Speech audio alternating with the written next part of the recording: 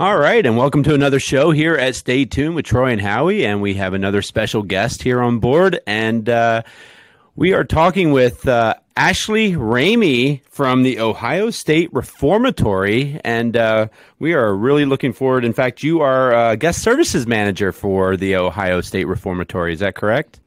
Yes, that's correct. That's awesome. Well, first of all, before we even start talking about the Ohio State Reformatory, I want to talk about what is going on behind your head. Like, are you like a huge Justice League of America, or what's going on with that poster? So I'm going to be honest with you. I'm recording in my basement because we have 4 huskies. Anywhere else in the house is not going to work. This is the only quiet, safe place to be. That is my husband's 6-foot-long Alex Ross calendar. So, yep. I love it. So that's Very pretty cool. cool. It's a cool background for this. Yeah. Anyway, without a doubt. So, as I was stating to you before we started recording, my wife and I actually visited out to the Ohio State Reformatory back in, I think it was like September of 2006. And now things have changed a lot since then. That was, we're 17 years ago. 17, yeah, I was going to say, we're almost coming up on 20 years. And there was a lot of stuff that was not touched. It was very, I don't even know, rustic, I guess you could say. Rusty and rustic. And as a matter of fact, one of the friends that went with us on the tour, he went into one of the cells, and I acted like I was going to close the door, and the guide said, "Don't close that; it might stay shut." That is actually true. So our cell doors, we don't have the keys to them. We warn everybody who steps foot in our building, do not close the cell doors because they can still lock. We don't have the keys. And if we need to get you out, we have to call a $1,500 locksmith from Columbus to come get you out. And that's pretty much coming out of their pocket, I would assume. Are they? I'm assuming they're aware of that. Yes, the locksmith hands them the bill, not us. Oh, sweet. We can get you out of here, but you have to pay the locksmith. I mean, if you don't want to pay him, you can just stay. But and did you say they have to come all the way from Columbus? How far away is that? It's about an hour drive. Oh, okay. And you got to hope they're available. Exactly. I guess that's something else we should have pointed out. They're actually located in Mansfield, Ohio. Yes. So give us a geographical idea of where that is in Ohio. So we are basically equidistant between Cleveland and Columbus, which is part of the reason why the Reformatory was built where it was. Super easy to get to through all main travel back in the day, railroad, but now highway. Yeah. Right.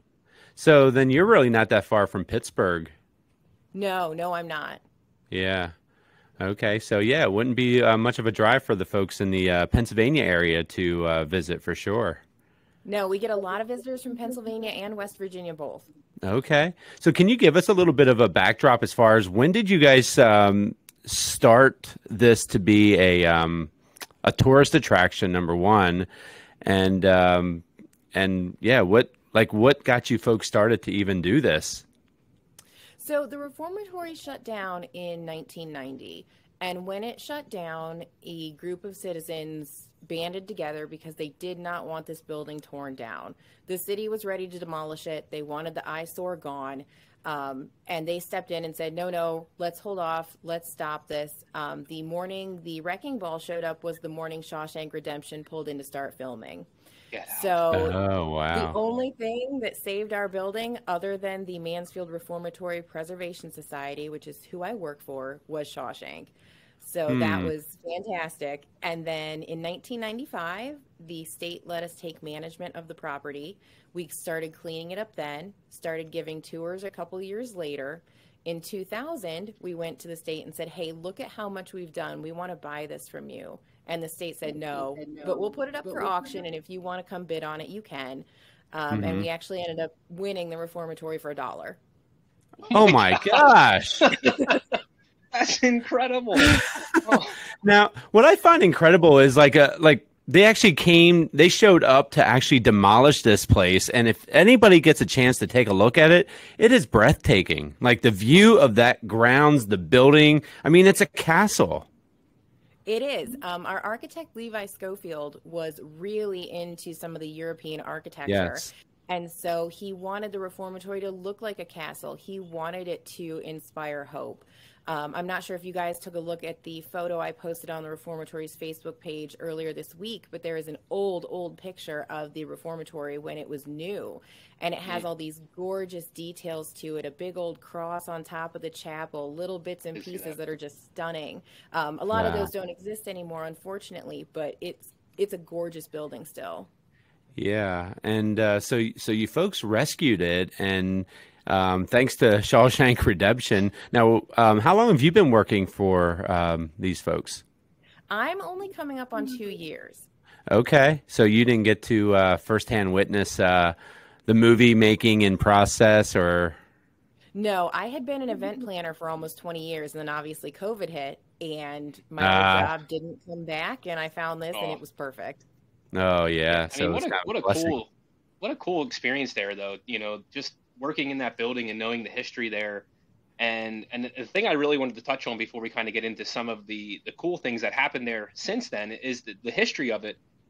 You would mention, you know, that we're pretty close to the Eastern State Penitentiary, you know, out on this side here, and that shut down, Howie. I don't know about how long that shut down. I mean, it shut down probably, wow, that might have been pushing 20 plus years, or no, maybe even more. I don't know. I don't know for sure how long that's been shut down, but it's been a while.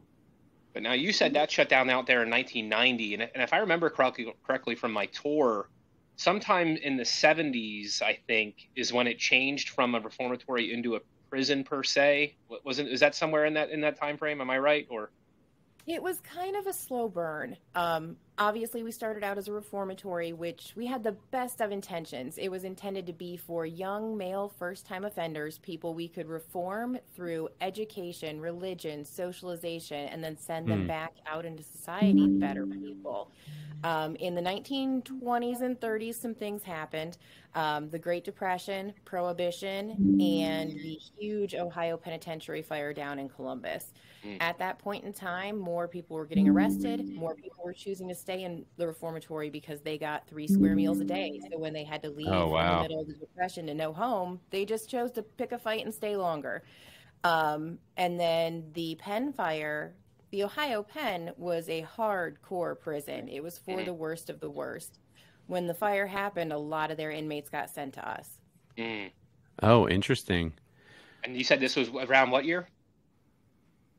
The 20s and 30s was when the transition started. By the 60s, we were full maximum security prison. Gotcha. And I heard there was also some other things that had kind of led to the downfall of the reformatory. It was a great idea, and I'm going to kind of ask this in 2 parts. Number one, I think if I remember correctly, they split their pay. They actually got paychecks because there was jobs in the reformatory, correct? Yes. So they split it up into 3 parts, and like 1/3 of it was for their stay there, like literally almost like board. 1/3 of it was for like spending money, like there was like stores and stuff on the campus, and then the other third was to save into a savings account so that they had money when they left the reformatory. Am I right on that?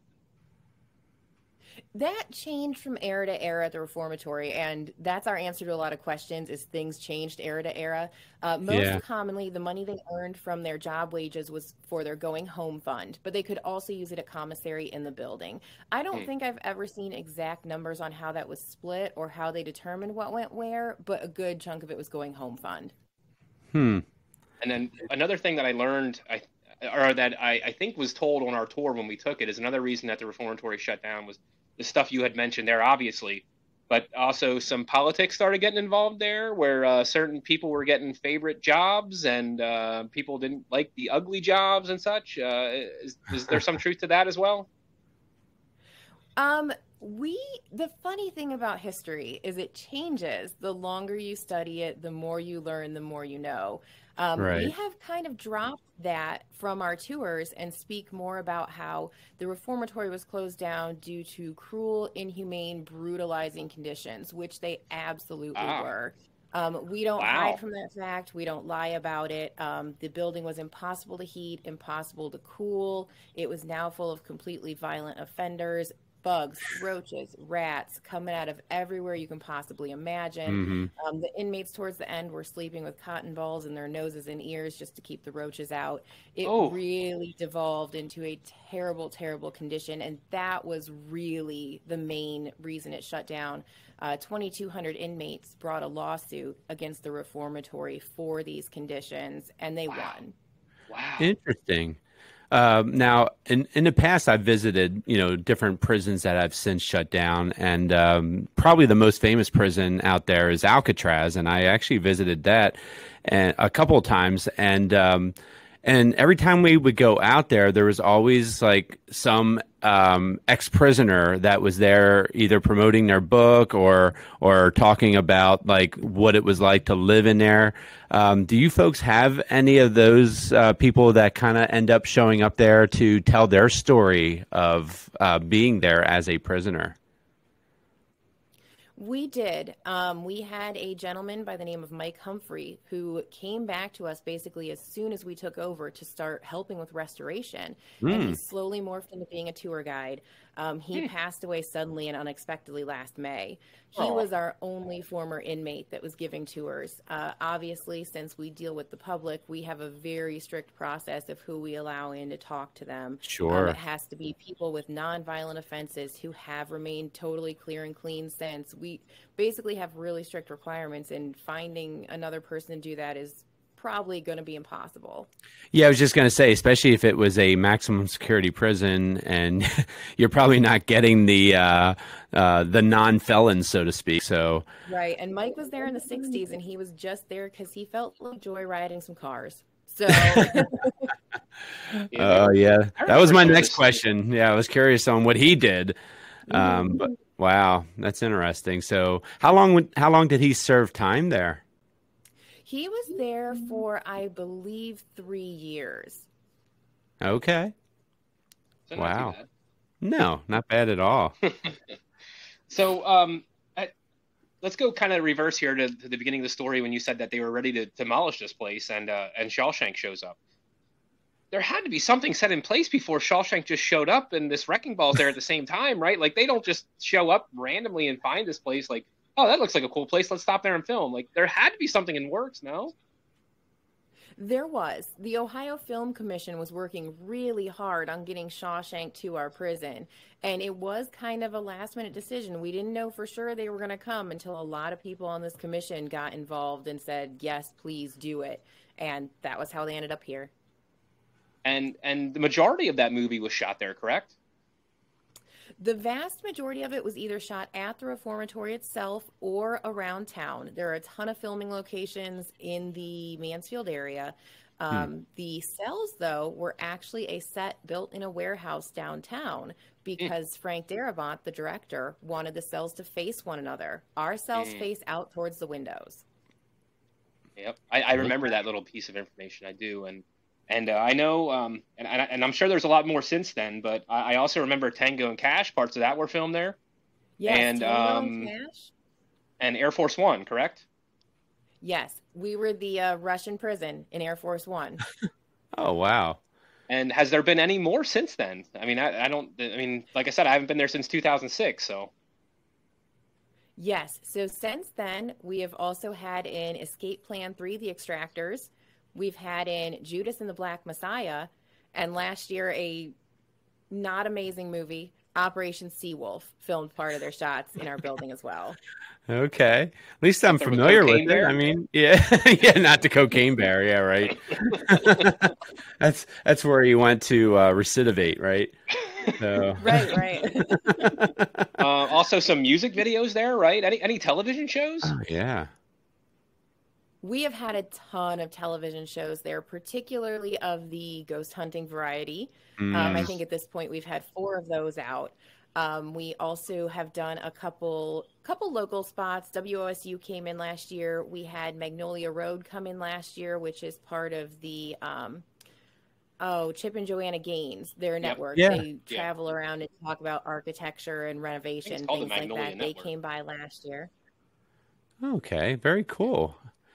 That's very cool. Yeah, and so when these folks come out, I mean, What's required? Like if I were a ghost hunter and I wanted to show up at your facility, is that something that I can just like request to do a tour of as a professional, so to speak, ghost hunter, or what's required of someone to come out there and do like a ghost tour? Are you talking about standard citizens or filming? Yes. All of the above. Yes. So we have a pretty robust paranormal program. We really limit the ghost hunting activities to nighttime only. The daytime is for the history, the Hollywood, the kind of more serious, respectful portion of the day. And then at night, we offer ghost walks, which are 2-hour guide-led tours where they tell you all of our ghost stories. We also offer ghost hunts, which allow you in to hunt on your own from 7 p.m. to 3 a.m., which is pretty cool. Yeah, This is for novices and experts. We bring about 100 people on each ghost hunt, but we also have 250,000 square feet, so you can be very far apart from the other 100 people. Yeah, right. Yeah, in fact, I'm looking at the pictures online, and how big is this? Like, how many acres? And how big are the buildings and so on? Right now, we only have the main building remaining. Everything in the yard, most of what you saw in Shaw Shank was torn down after Shaw Shank was filmed. So right now, it's just the main castle building that you see typically in our images. It's 250,000 square feet on its own. So that's taking away all of we used to have a 25-foot tall, 4-foot thick stone wall that surrounded acres of property where all of our outbuildings lie, the schools, the chapels, the hospitals, the work buildings. But that all came down. Wow.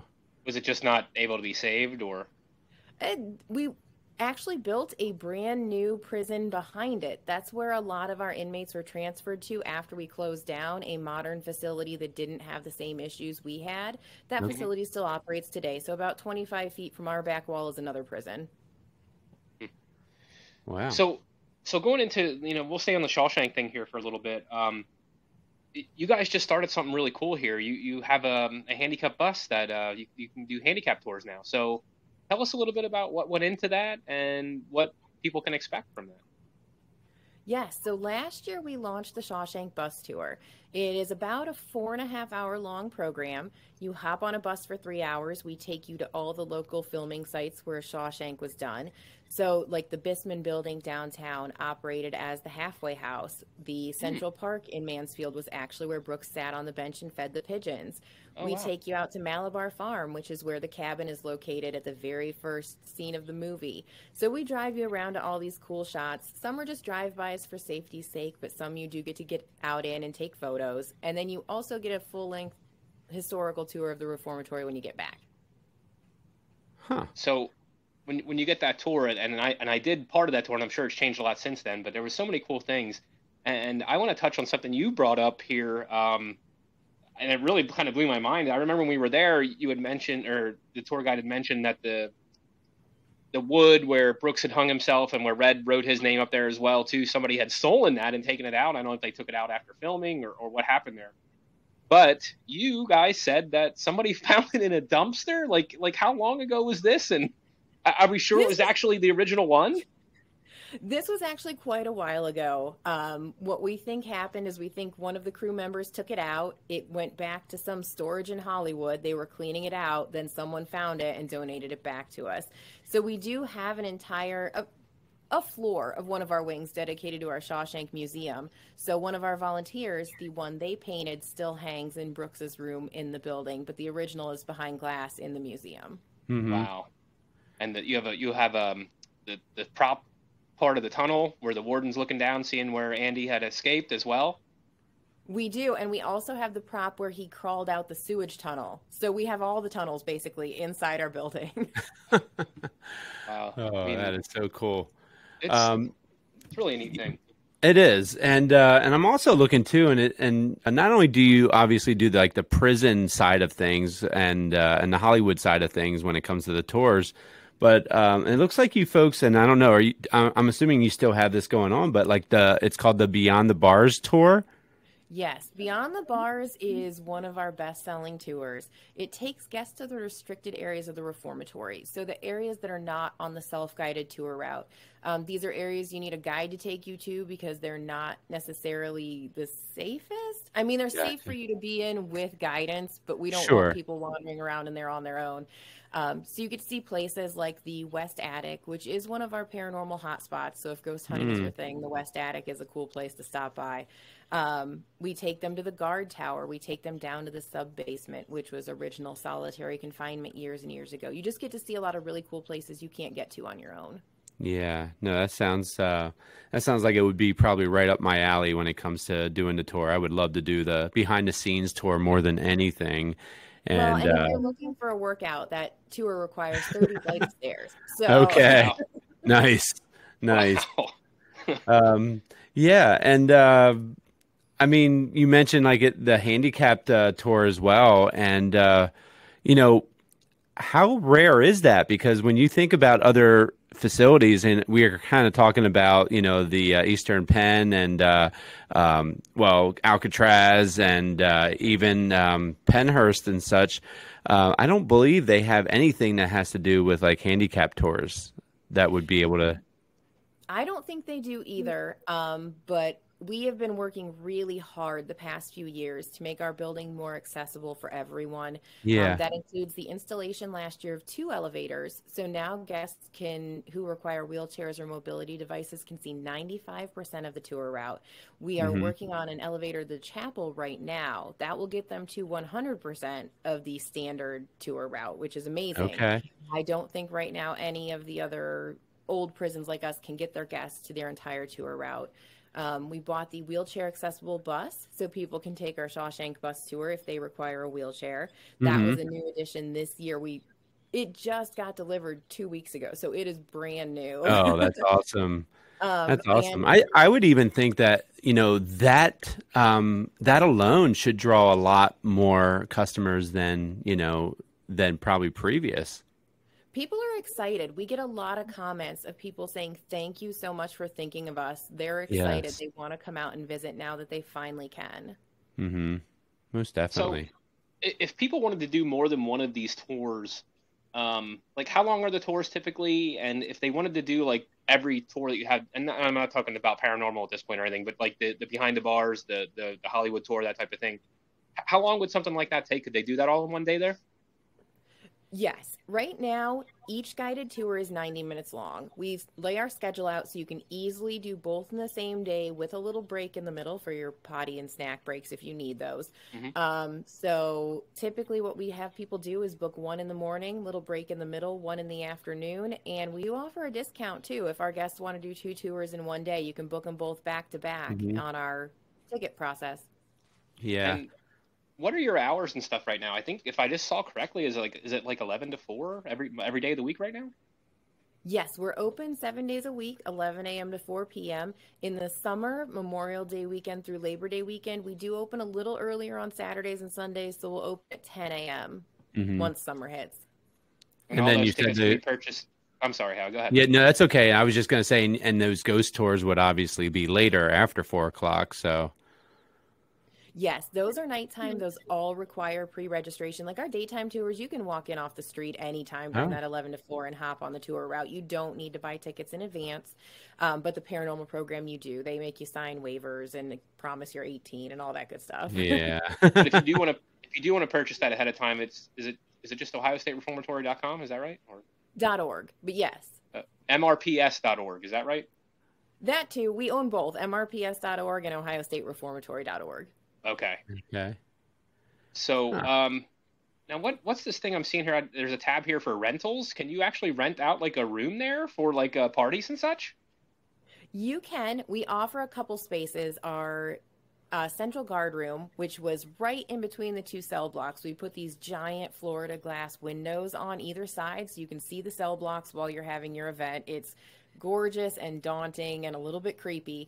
And then the East Diagonal is another rental space too, but we don't do weddings or wedding receptions. But if you want to have your annual company meeting, if you want to have a reunion, that kind of thing, we'll do those. Yeah. What about like I'm thinking of like a job building experience, like a job bonding experience. That would be such a cool place to visit. We have a ton of companies that call me up and book private tours for their company retreats, team building, Yeah. rewards, that kind of thing. We do private tours for organizations that want to come in and have their company in. Okay. So you mentioned ghost tours before, and I know you mentioned that you're not like the expert in this department and such. But I always like to ask people because I'm one of those people that I would love to believe. I haven't had that outer experience in that department at this point in time. But have you, being that you work there a lot, have you had any weird run-ins with eerie things that go on there? I have. So I tend to close up the building pretty frequently on my own. And it never fails. When I am the only one there, a male voice calls my name.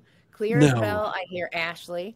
And I know I'm the only person in the building because I'm literally about to set the alarm. There's nobody else there. I know it, but I hear Oh my my name. gosh. And it Okay. happens pretty regularly. So at this Yeah. point, you're pretty used to it, and you just kind of respond back. We talk about this a lot amongst our staff, and Yeah. maybe it might sound woo-woo or crazy to some people, but we kind of have the belief that they know we're there to save the building. So Mm-hmm. all of us feel really safe and secure there. We aren't creeped out. We aren't scared. They're there. We're there. They know we're trying to save their home. So they're Sure. friendly with us. Mm-hmm. So So, it's just their way of saying thank you and saying good night. We'll see you tomorrow type thing. That's what I'm assuming, yes. oh, that's awesome. So what were some of like the, I guess for the lack of a better word, what were some of the creepiest stories that other staff have shared with working there? So we have, for reasons that I don't understand, there's no reason he should be there. Sometimes in the third floor administration, people hear a little boy playing, talking, singing. I don't know why he's there, but that has been told to us on more than one occasion. Wow. I'm not sure if you've ever seen the Ghost Brothers episode of the Reformatory, but if you watch while they are in the West Attic, there's suddenly this figure that looms above one of the old heating units up there with red glowing eyes.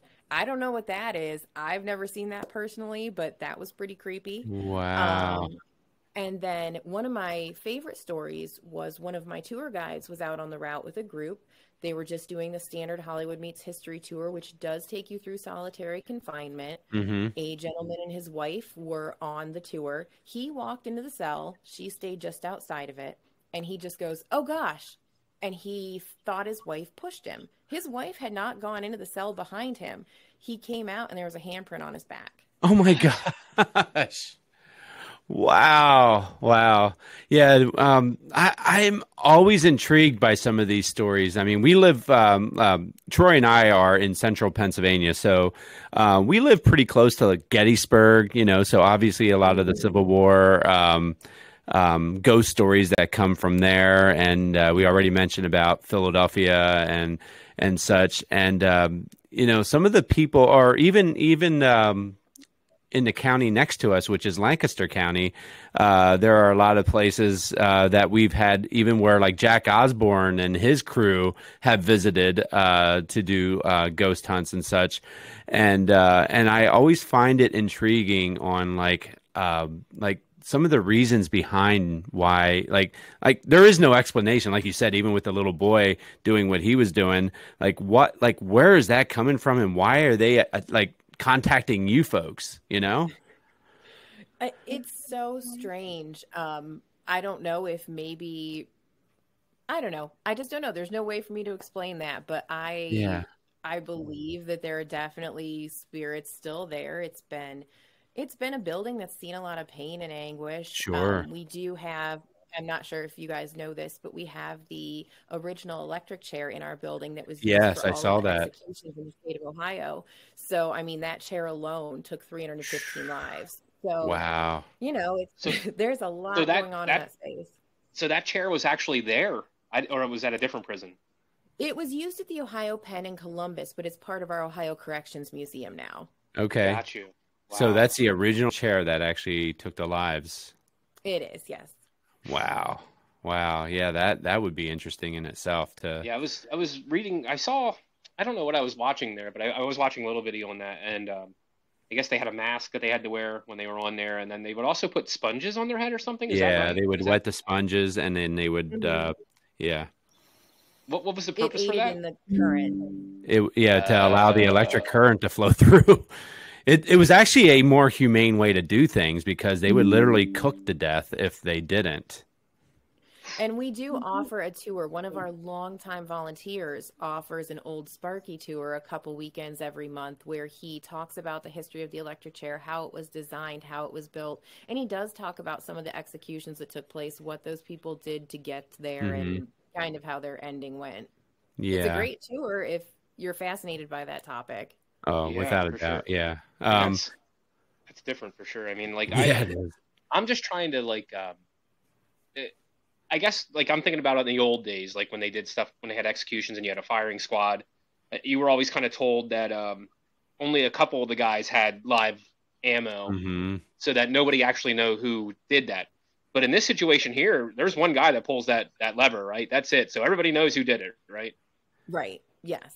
So I mean, that's something. I mean, could you live with that on your conscience? I mean, even though knowing that was your job and knowing that there's a reason they were in that position, but still knowing that you were the one that pulled that lever. I mean, that's something to live with. Yeah. I personally couldn't. I'm not for me, but Yeah. Yeah.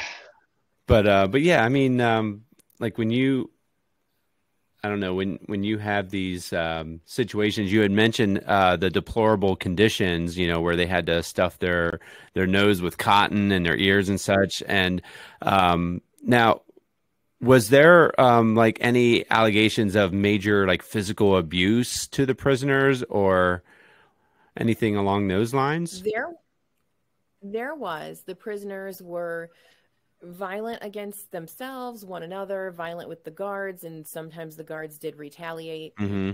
We have a few stories that are shared on our tour that I'm not going to spoil here, but that do talk about the deaths of a couple of our guards, escape attempts, some violent situations that took place. Yeah. We do try to keep the Hollywood Meets History tour acceptable for all ages, so that one's pretty gentle, but you'll hear some other Okay. things on the Beyond the Bars tour in particular. Okay.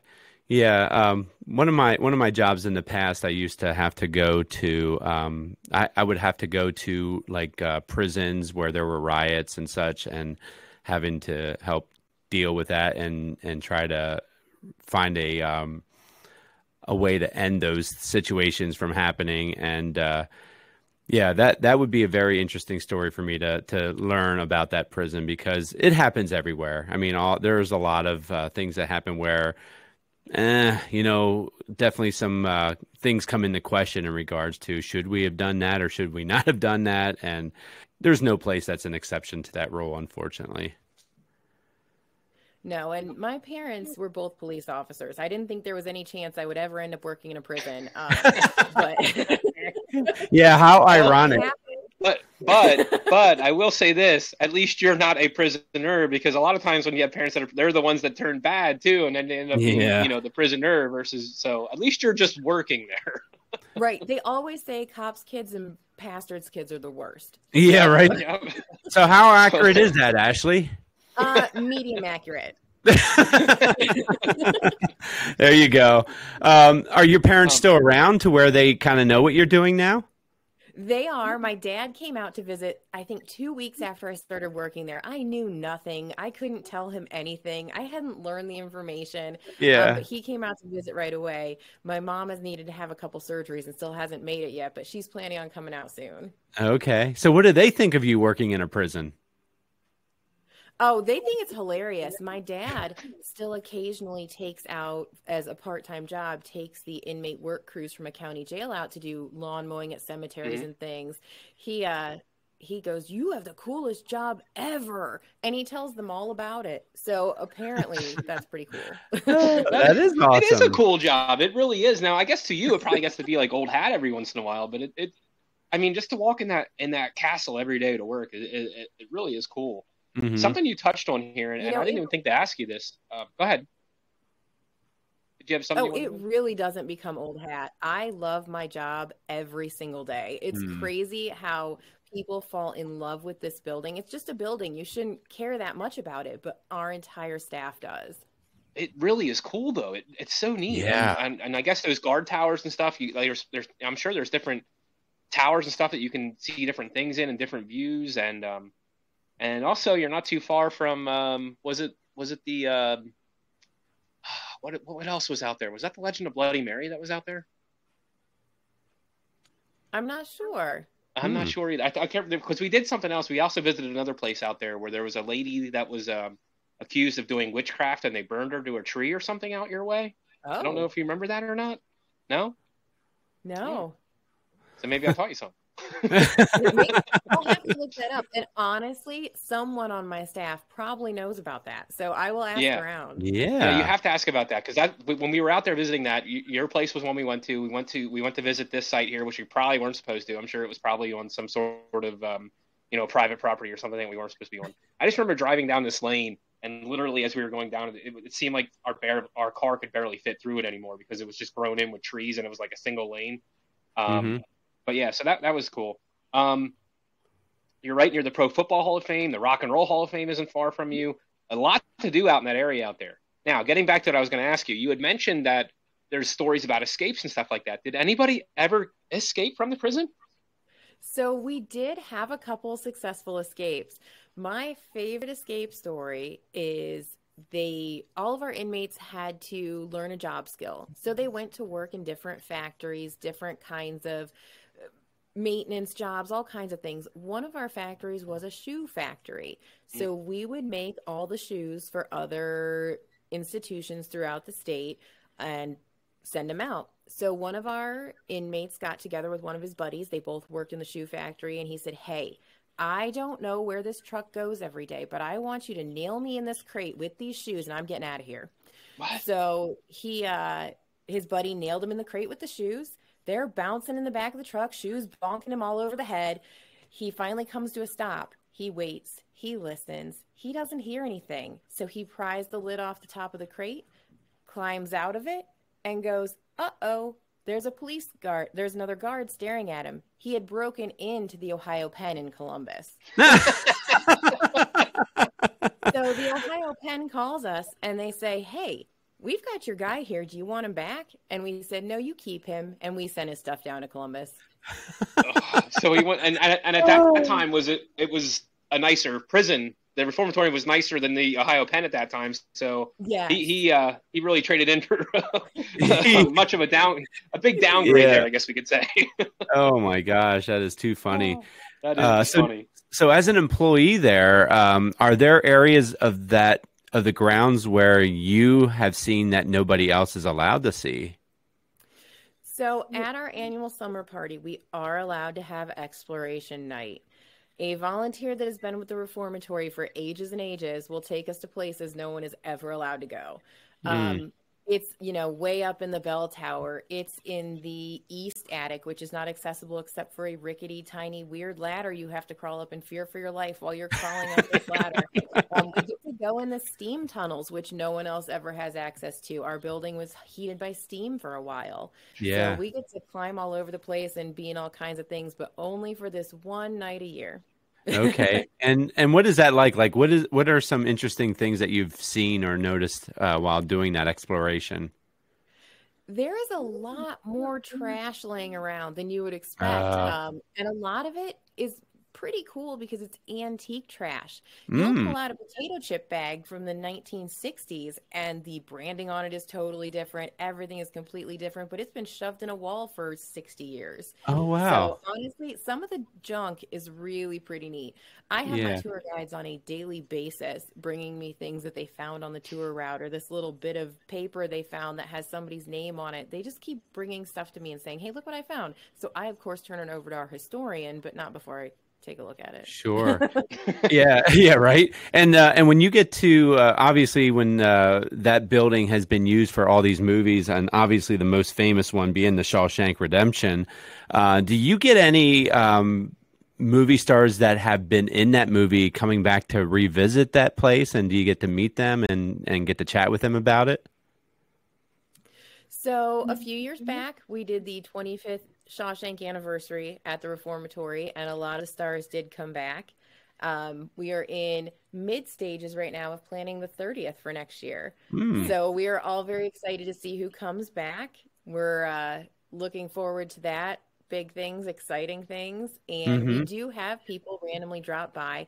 Every October, we put on the Blood Prison Haunted House. We have had celebrities drop into that. Obviously, that creates a minor situation where we have to shut down the house from everybody else, sneak them through, and nobody knows until they're gone that it happened.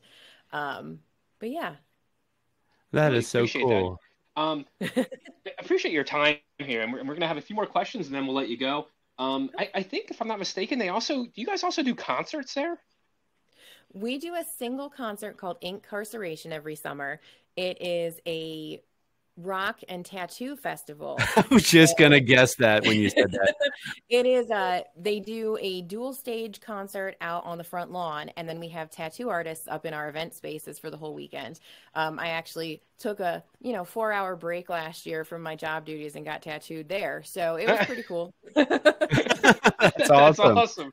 Yeah. That's so cool. See, that's where that bad girl comes out of you from the parents to being the police officers. No, it was medium. It was medium. Oh, medium. My bad. Another thing I saw here was I clicked on the support tab here. You guys you can sign up for memberships. Also, I guess you can just do donation, and there's also a scholarship I think that you guys offer. Is that right? Yes. So we do memberships. A lot of our guests want to come back for self-guided tours more than once. If you are a couple and you're going to come more than once in a year, the membership is actually a cost savings for you. Plus, you get our newsletter. You get some discounts in the store and the cafe. We do have a cafe on site. So it's a valuable program if you're going to come back more than once. And then the scholarship is the Ike Webb Memorial Scholarship. He was the captain of our guard when the prison was in operation, and we do a scholarship in his honor. We award up to 3 deserving college students each year. Oh, that's very cool. What do they just sign up for? Like, what are the stipulations for them to be able to get that? Yeah, there's an application process they have to go through. They submit an essay to us. We determine who is. I'm not completely sure. I don't think we require them to be going into any kind of law enforcement, right. But it's $1,000, and we just get it to them and help them with their education. We are big on history and education, so it's important to us to help people out. Yeah, definitely. And by the way, when you have that Shaw Shank Redemption reunion again, and if you need any, co-hosts to be there to run the red carpet, all you got to do is reach out to us, and we'll do what we can to show up for you. All right. That actually reminds me of one more thing I wanted to ask you here before we let you go. You also have a virtual tour, and Howie clicked on that as we were waiting for you to get on here, and we heard the voice of Morgan Freeman. Does he do the guided tour for you virtually? We have some audio plaques. I'm going to be honest with you guys. We have some audio plaques that we actually had recorded by a Morgan Freeman impersonator. Okay. He did well. He had me fooled. Yeah, right? Yeah, he was pretty convincing, I must say. Yeah. So. They're good.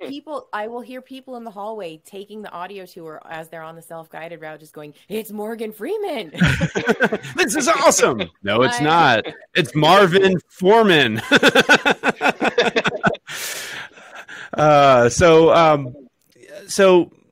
To kind of close things out, what would you, in regards to the facility that you're working at, the Ohio State Reformatory, which is in Mansfield, Ohio, in between Columbus and Cleveland, right? Correct. Okay. So what sets your facility apart from some of these other facilities that are doing the same thing, like the Eastern State Pen and such?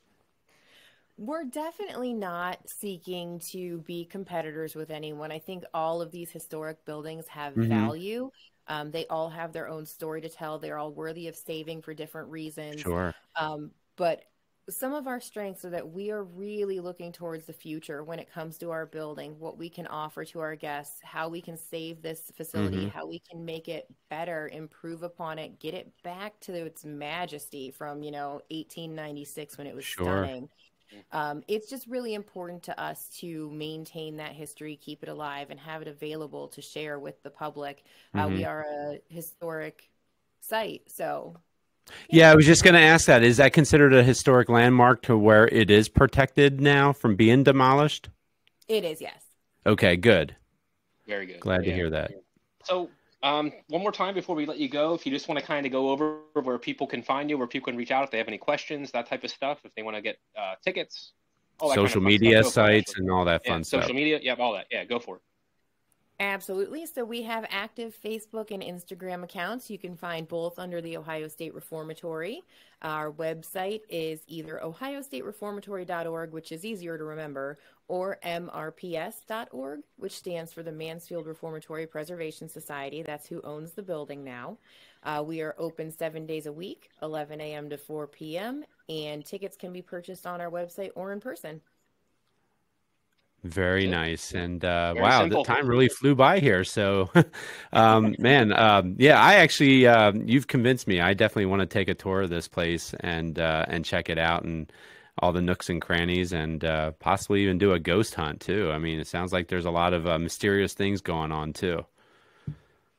There are, and we have some surprises coming down the pipeline, more offerings in the near future. So I can't recommend highly enough keeping an eye on our social media. I think by midsummer, we're going to have a couple more really cool things for people to take part in. Very cool. All right, Ashleigh, do you think Howie should make a visit doing incarceration and get a tattoo out there as well? I mean, if Howie is really into metal and wants a tattoo, then of course. But if you don't like metal music, it can be a bit of a challenge to be there for the weekend. I mean, yeah, I can imagine. I mean, I do like Metallica. I mean, does that help? I mean, they're not here this year, but. Oh, so we've had them in the past? No, we haven't had them in the past. Okay. We might someday. Yeah, right. Sure, why not? Yeah, that's why not? So cool. I didn't even know about that, so that's really neat to find out. I think definitely. I heard that about. I think Chris Jericho did he do a show out there once? Is that I think he did a show out there once, and I think that's why I heard it on his podcast that he was talking about it. So okay, all right, well, very awesome, and Ashleigh. Ashleigh Ramey from the Ohio State Reformatory, guest services manager there. And thank you so much for taking the time out of your day to chat with us. And we look forward to, hearing more about this in the near future. Absolutely. Thank you so much for having me. I appreciate it. Good. Thanks, Ashleigh.